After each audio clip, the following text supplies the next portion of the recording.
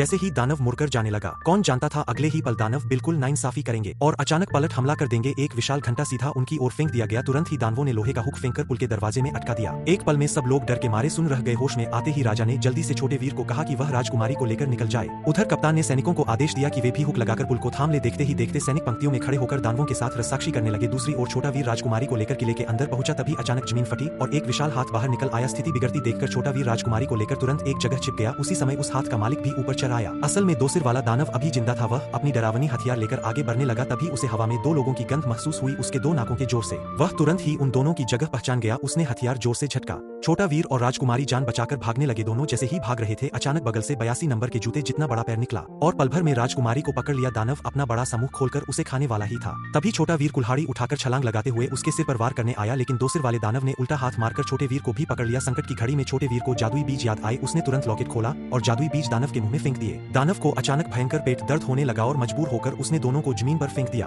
अगले ही पल बेले जड़ जमाकर लोहे को चीरते हुए बाहर निकल आईं, यहाँ तक कि दानव की आंखें भी बाहर निकलने लगी। उधर दूसरी तरफ राजा ने आखिरी लोहे का दरवाजा बंद कर दिया, पर सोचा भी नहीं था कि दानव ने उसे आसानी से चकनाचूर कर दिया। दानवों का विशाल शरीर भारी दहशत फैला रहा था। दोनों पक्ष आमने सामने खड़े थे। माहौल बेहद तनावपूर्ण था। तभी आसमान छूती हुई बेल ने सबका ध्यान खींचा और उसी समय दानव अचानक एक घुटने पर बैठ गए। उनका बर्ताव अजीब था। सबने हैरानी से पीछे मुड़कर देखा कि छोटा वीर दो सिर वाले दानव का मुकुट लेकर धीरे धीरे आगे आ रहा था और इसी तरह छोटा वीर और राजकुमारी बिना किस